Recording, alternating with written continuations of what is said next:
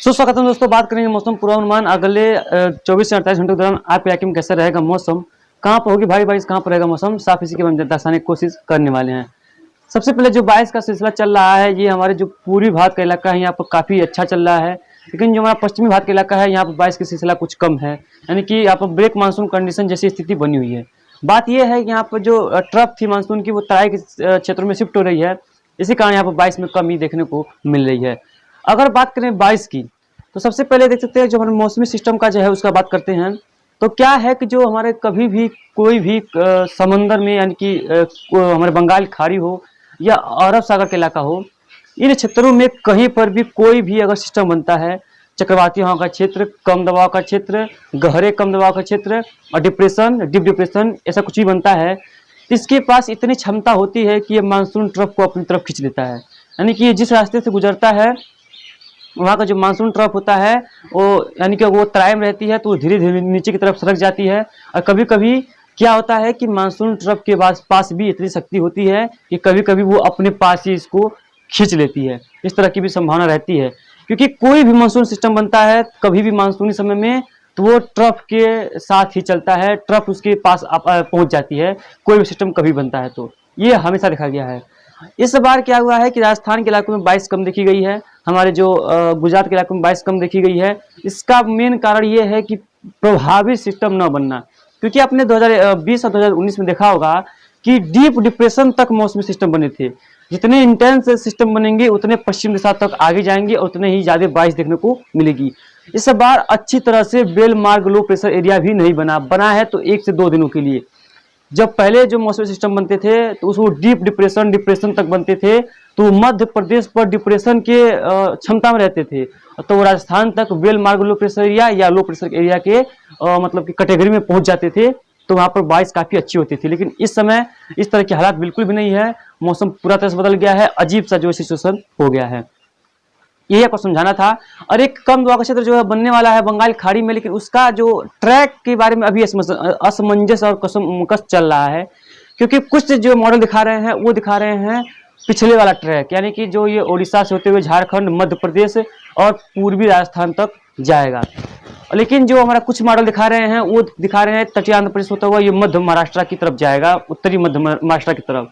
हमारा जो अनुमान है अभी के मुताबिक तो वो जो है तटीय आंध्र प्रदेश के उत्तरी भागों से होता हुआ, मध्य प्रदेश के कुछ भागों, विदर्भ तेलंगाना के कुछ भागों से होता हुआ गुजरात की तरफ जाने की संभावना हमारी नजर आ रही है। अभी हम ऐसा कह सकते हैं यहाँ पर इस तरह का ट्रैक है, लेकिन इसमें बदलाव संभावित रहता है। जब इसका बदलाव होता है तो हम आपको लगातार बताते रहेंगे कि कहाँ पर बदलाव होगा, क्योंकि क्या है जो हमारा ट्रफ है वो उत्तर में शिफ्ट है, जैसा कि आप जानते ही हैं।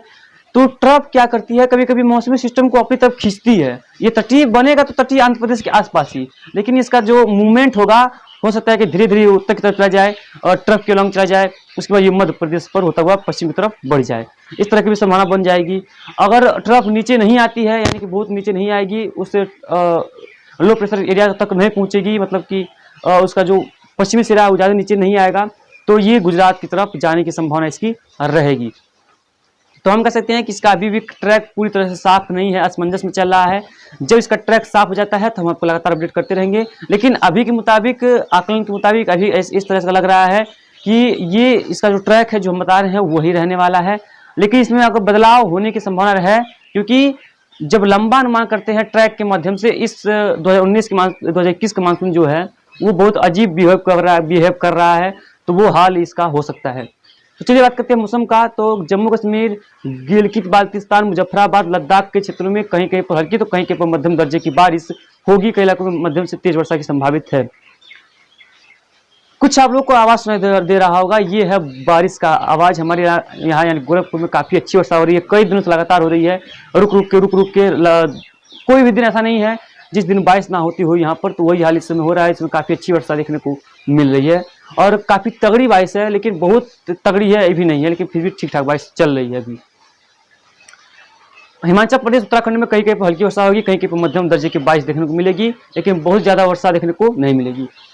पंजाब, हरियाणा, उत्तराखंड के इलाकों में और हमारा जो पश्चिमी उत्तर प्रदेश के इलाकों में, दिल्ली के इलाकों में मौसम साफ रहेगा, कहीं कहीं पर हल्की वर्षा हो जाती है, वो अलग बात है, लेकिन बहुत ज्यादा बारिश की संभावना नजर नहीं आ रही है।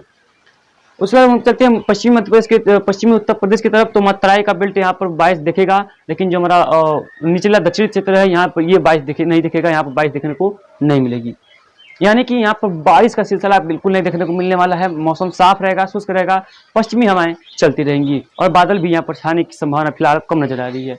पूर्वी उत्तर प्रदेश में लखनऊ से लेकर जो उत्तरी क्षेत्र हैं इन क्षेत्रों में काफी अच्छी वर्षा देखी जाएगी। दक्षिणी क्षेत्रों में बारिश का जो संभावना है वो उत्तरी क्षेत्रों के कम है, यानी कि उत्तरी क्षेत्रों की तुलना में हमारे पूर्वी उत्तर प्रदेश के दक्षिणी क्षेत्रों में बारिश कम होगी। जैसे कि वाराणसी, प्रयागराज, प्रतापगढ़, जौनपुर, सुल्तानपुर के में बारिश कम होगी। गोरखपुर, आजमगढ़, देवरिया, बस्ती, बलिया, गोंडा, लखीमपुर खीरी, बहराइच, सिद्धार्थनगर के क्षेत्रों में बारिश दक्षिणी क्षेत्रों की अपेक्षा यानी कि बनारस की अपेक्षा अधिक होगी। इस तरह के हम बताने का प्रयास कर रहे हैं।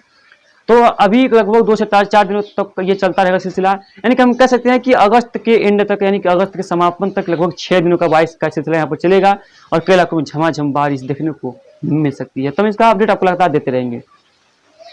बढ़ते हैं बिहार की तरफ। बिहार में भी काफी अच्छी वर्षा की संभावना नजर आ रही है, कहीं कहीं पर हल्की तो कहीं कहीं पर मध्यम, कुछ जगहों पर मूसलाधार जैसी गतिविधियां संभावित है। कई इलाकों में यहाँ पर जो है बाढ़ जैसे हालात बन सकते हैं, खासतौर पे उत्तरी बिहार में, क्योंकि नेपाल के पहाड़ों पर भी बारिश होगी और निचले इलाकों में भी बारिश होगी। तो बारिश से जो है जनजीवन प्रभावित हो सकता है, क्योंकि बिहार में बहुत ज्यादा लगातार बारिश हो रही है, मौसम साफ होने का नाम नहीं ले रहा है। उत्तरी जिलों में लोग परेशान है, काफी बारिश हो रही है, काफी ज्यादा बारिश देखने को मिल रही है।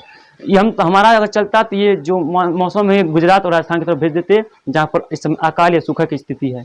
तो लेकिन यहाँ पर किसी के वश का नई बात नहीं है। पूर्वोत्तर भारत में असम, मेघालय, नागालैंड, मणिपुर, मिजोरम, त्रिपुरा, अरुणाचल प्रदेश के इलाकों में कई इलाकों में झमाझम बारिश होगी, कई इलाकों में मूसलाधार जैसी गतिविधियां देखने को मिलेंगी, जिससे लोगों को परेशानियों का सामना करना पड़ सकता है। पश्चिम बंगाल के उत्तरी और मध्य जिलों में भारी बारिश हो सकती है। झारखंड के इलाकों में कहीं कहीं पर हल्की तो कहीं कहीं पर मध्यम, कुछ एक स्थानों पर भारी गतिविधियां संभावित हैं बारिश की। मध्य प्रदेश की बात की जाए तो मध्य प्रदेश में हल्की से मध्यम, कहीं कहीं पर मध्यम से भारी वर्षा देखने को मिलेगी। एक कल के बाद यहाँ पर बारिश की इंटेंसिटी धीरे धीरे घटने की संभावना नजर पर्याप्त आ रही है। चलते पश्चिम की तरफ, गुजरात, सौराष्ट्र, कच्छ, राजस्थान के इलाकों में कोई ज्यादा वर्षा संभावित नहीं है, यानी कि राजस्थान के कोई भी इलाकों में अब बारिश की इंटेंसिटी देखने को नहीं मिलेगी, यानी कि बारिश की गतिविधियां संभावित नहीं है। मौसम साफ रहेगा, शुष्क रहेगा और हवाएं पश्चिमी चलती रहेंगी, जिससे लोगों को जो है उमस से राहत मिलेगी, लेकिन जो तापमान गर्मी बढ़ जाएगी। उसके बाद करते हैं गुजरात, सौराष्ट्र, कच्छ की, तो कोई ज्यादा इंटेंस रेन की संभावना नहीं है। और मध्य महाराष्ट्र, विदर्भ, तेलंगाना, रायलसीमा, तटीय आंध्र प्रदेश के क्षेत्रों में भी बहुत ज्यादा या बहुत इंटेंस रेन की संभावना फिलहाल नजर नहीं आ रही, क्योंकि यहाँ पर कोई सिस्टम नहीं है, कोई ट्रफ भी इस समय नहीं बन रही है, जिसके कारण यहाँ पर 2200 अफसोर ट्रफ भी बहुत अच्छी सक्रियता नहीं दिखा रही है, अपनी अच्छी भूमिका नहीं दिखा रही है, इसलिए बारिश कम है। केरला, कर्नाटका में भी कहीं कहीं पर हल्की तो कहीं कहीं पर मध्यम बारिश की गतिविधियां देखने को मिलेंगी। बारिश की स्पीड यहाँ पर बढ़ती जा रही है, तो थोड़ा सा ऑड फील होता है कि कहीं पर बारिश नहीं हो रही है, कहीं पर बहुत ज्यादा बारिश हो रही है। तमिलनाडु में भी कहीं कहीं पर एक दो स्थानों पर भारी से अति भारी वर्षा, भारी से भारी बारिश देखने को मिल सकती है, अन्यथा हल्की से मध्यम बारिश तो यहाँ पर होना स्वाभाविक। फिलहाल इस बुलेटिन में इतना ही, चलिए मिलते हैं अगले वीडियो में, तब तक के लिए धन्यवाद।